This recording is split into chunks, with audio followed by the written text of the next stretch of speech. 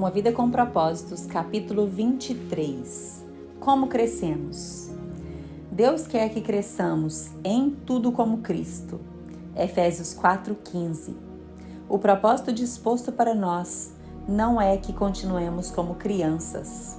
Efésios 4:14. Deus quer que você cresça. O objetivo do Pai Celestial é que você amadureça e desenvolva as características de Jesus Cristo. Lamentavelmente, milhões de cristãos envelhecem, mas nunca crescem. Emperram numa perpétua infância espiritual, permanecendo de fraldas e sapatinhos de crochê. O motivo é que nunca pretenderam crescer. Crescimento espiritual não é algo automático. É necessário que haja um compromisso voluntário. Você deve querer crescer, decidir crescer, fazer um esforço para crescer e persistir em crescer.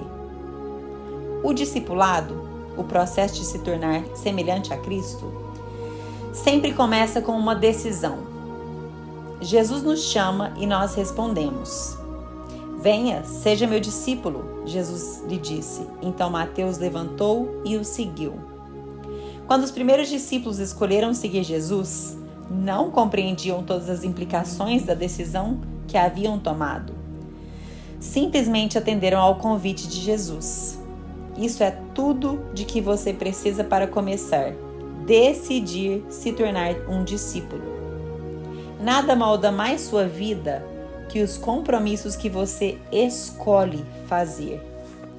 Seus compromissos podem desenvolvê-lo ou destruí-lo, mas de qualquer forma serão determinantes para você. Diga-me com o que você está comprometido e eu lhe direi aonde você estará em 20 anos. Tornamo-nos aquilo com que estamos comprometidos. É nesse estágio de comprometimento que a maioria das pessoas perde o propósito de Deus para a vida delas. Muitos têm medo de se comprometer com qualquer coisa e simplesmente ficam vagando pela vida. Outros assumem compromissos superficiais, com valores conflitantes, o que leva à frustração e à mediocridade.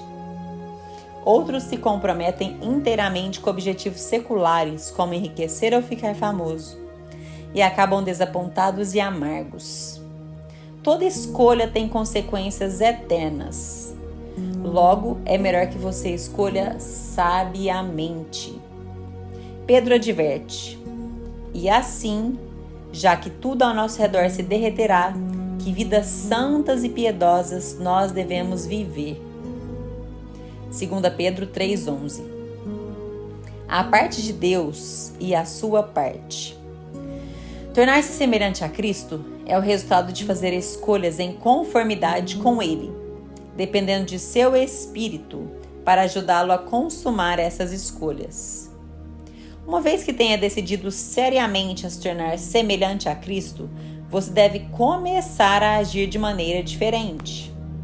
Você precisará se livrar de alguns procedimentos antigos, desenvolver novos hábitos e intencionalmente mudar sua forma de pensar. Esteja certo de que o Espírito Santo o ajudará nessas mudanças. A Bíblia diz: ponham em ação a salvação de vocês com temor e tremor, pois é Deus quem efetua em vocês tanto o querer quanto o realizar, de acordo com a boa vontade dele. Filipenses 2:12 e 13. Esse versículo mostra as duas partes do crescimento espiritual. Ponham em ação e efetua em vocês. O ponham em ação é o nosso dever e o efetua em vocês é o papel de Deus. Crescimento espiritual é um esforço de cooperação entre você e o Espírito Santo. O Espírito de Deus trabalha conosco e não apenas em nós. Esse versículo direcionado aos crentes não é sobre como ser salvo, mas sobre como crescer. Não trata de trabalhar pela salvação, porque você não pode somar nada ao que Jesus já realizou. Quando põe em ação seu corpo, você se exercita para desenvolvê-lo, não para conseguir um corpo. Quando põe em ação sua mente para desenvolver um quebra-cabeça, você já possui todas as peças. Sua tarefa é juntá-las. Fazendeiros trabalham a terra não para obter, mas para desenvolver o que já possuem. Deus lhe deu uma nova vida. Agora você é responsável por desenvolvê-la com temor e tremor. Isso significa levar seu crescimento espiritual a sério. Quando as pessoas são desleixadas com seu crescimento espiritual, isso demonstra que não compreendem as implicações eternas, como vimos no capítulo 4 e 5, alterando o seu piloto automático. Para mudar sua vida, você deve mudar sua forma de pensar. Por trás de tudo que você faz, há um pensamento. Todo comportamento é motivado por uma crença, e toda ação é estimulada por uma atitude. Deus revelou isso milhares de anos antes de os psicólogos terem essa compreensão. Tenha cuidado com o que você pensa, pois a sua vida é dirigida pelos seus pensamentos. Provérbios 4:23. Imagine-se viajando em uma lancha, em um lago com um piloto automático, ajustado para o leste. Se você decidir dar meia volta e rumar para o oeste, haverá duas formas possíveis de mudar a direção do barco. Uma forma é agarrar a roda do leme e forçá-la fisicamente a rumar para o lado oposto do ajuste do piloto automático.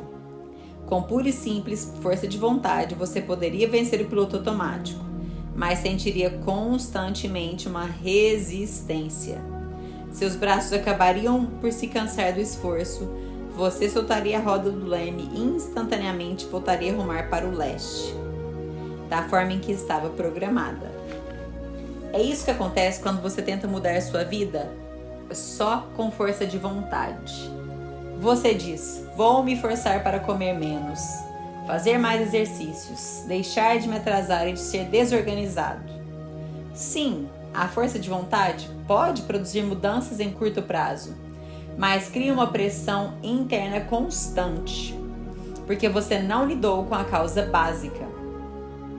A mudança não é natural, então você acaba por desistir, sai da dieta e deixa de se exercitar. Você rapidamente retorna aos padrões anteriores. Há uma forma melhor e mais rápida. Altere o ajuste do piloto automático ou a sua forma de pensar. A Bíblia diz: deixem que Deus os transforme em nova pessoa, mudando a maneira de vocês pensarem. Seu primeiro passo em direção ao crescimento espiritual é começar a mudar sua forma de pensar. Toda mudança deve sempre ocorrer primeiro em sua mente. Sua forma de pensar determina a sua forma de sentir, e o que você sente influencia a sua forma de agir. Paulo disse: deve haver uma renovação espiritual de seus pensamentos e atitudes. Para ser semelhante a Cristo, você deve desenvolver a mente de Cristo. O Novo Testamento chama esse desvio mental de arrependimento, que em grego quer dizer literalmente mudar de ideia. Você se arrepende sempre que muda sua maneira de pensar, ao adotar a forma de Deus pensar sobre si mesmo, sobre o pecado, sobre Deus, sobre as outras pessoas, sobre a vida, sobre o seu futuro e sobre tudo mais. Você assume a perspectiva e o enfoque de Cristo. Recebemos a seguinte ordem: tenham entre vocês o mesmo modo de pensar que Cristo Jesus tinha. Filipenses 2:5. A primeira metade dessa alteração mental é parar de ter pensamentos imaturos, os quais são egocêntricos e egoístas. A Bíblia diz: deixem de pensar como crianças, com respeito ao mal, sejam crianças, mas quanto ao modo de pensar, sejam adultos. Os bebês são, por natureza, completamente egoístas. Eles só pensam em si mesmos e em suas necessidades. São incapazes de dar, só conseguem receber. Isso é uma forma imatura de pensar. Infelizmente, muitas pessoas nunca crescem além desse tipo de pensamento. A Bíblia diz que o pensamento egoísta é a fonte do comportamento pecaminoso. Os que vivem segundo o próprio ego pecaminoso só pensam nas coisas que seu ego pecaminoso deseja. Romanos 8:5. A segunda parte da mudança, que leva a pensar como Jesus, é começar a ter pensamentos maduros, os quais se concentram nos outros e não em você mesmo. Em seu grande capítulo sobre o que é o verdadeiro amor, Paulo concluiu que pensar nos outros é a marca da maturidade. Quando eu era menino, falava como menino, pensava como menino e raciocinava como menino. Quando me tornei homem, deixei para trás as coisas de menino. 1 Coríntios 13, 11. Hoje, muitas pessoas presumem que a maturidade espiritual é medida pela quantidade de informação bíblica e de doutrinas que conhecem. Embora conhecimento seja uma das dimensões da maturidade, isso não é toda a história. A vida cristã é muito mais do que credos e convicções. Ela inclui conduta e caráter.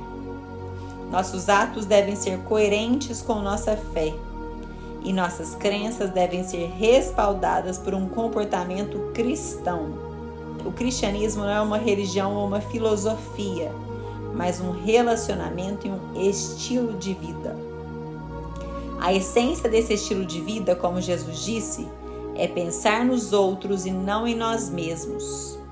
A Bíblia diz: devemos pensar no bem deles e tentar ajudá-los, fazendo coisas que agradam a eles. Nem mesmo Cristo tentou agradar a si mesmo. Pensar nos outros é o cerne de se tornar semelhante a Cristo e a melhor evidência de crescimento espiritual. Esse tipo de pensamento não é natural, é contracultural, raro e árduo. Felizmente temos ajuda. Deus nos deu o seu Espírito. Por isso não pensamos da mesma forma que as pessoas deste mundo. Alguns capítulos adiante, veremos as ferramentas que o Espírito Santo usa para nos ajudar a crescer. 23º dia, pensando sobre meu propósito. Um item para reflexão. Nunca é muito tarde para começar a crescer. Um versículo para memorizar. Não vivam como vivem as pessoas deste mundo, mas deixem que Deus os transforme por meio de uma completa mudança da mente de vocês. Assim vocês conhecerão a vontade de Deus, isto é, aquilo que é bom, perfeito e agradável a Ele. Romanos 12, 2. Uma questão para meditar. Em que área preciso parar de pensar do meu jeito e começar a pensar do jeito de Deus? Conclusão do 23º dia. Que nós possamos crescer espiritualmente no Senhor. Que nós possamos crescer em conhecimento, em intimidade com o Senhor. Que nós não sejamos pessoas estagnadas, que nós não só existamos, não sejamos aqueles crentes que envelhecem, mas não crescem, que a gente não morra antes de viver, mas que nós possamos viver tudo que Deus tem para nós. Às vezes nós olhamos pessoas que têm grandes ministérios e a gente pensa, Deus nunca vai me usar dessa forma. Talvez Deus nunca vai te usar publicamente como Ele usa essas outras pessoas, mas Ele pode te usar poderosamente, da mesma forma ou ainda mais que essas pessoas, na sua vizinhança, na sua igreja, aonde você estiver, aberta, disposta, disponível para ser usada. Então busque o Senhor de todo o seu coração, de todo o seu entendimento, de toda a sua alma, de todo o seu coração, com todo o seu viver. Busque o Senhor, busque, diga ao Espírito Santo que Ele tem liberdade para mudar, para mexer em você, para te aperfeiçoar, para te amadurecer. Peça a Ele que te revele áreas da sua vida que você precisa crescer, que você precisa amadurecer. E quando Ele te mostrar, trabalhe com Ele para que você possa crescer nessa área, para que você possa desenvolver, para que você alcance a maturidade nessa área. Então pergunte de outras áreas e nunca pare de perguntar, porque nós sempre precisamos crescer. Vive em Kaizen, melhorias constantes todos os dias, no físico, no emocional, no espiritual. Que Deus te abençoe poderosamente e eu te vejo no próximo capítulo, no capítulo 24. Beijo grande.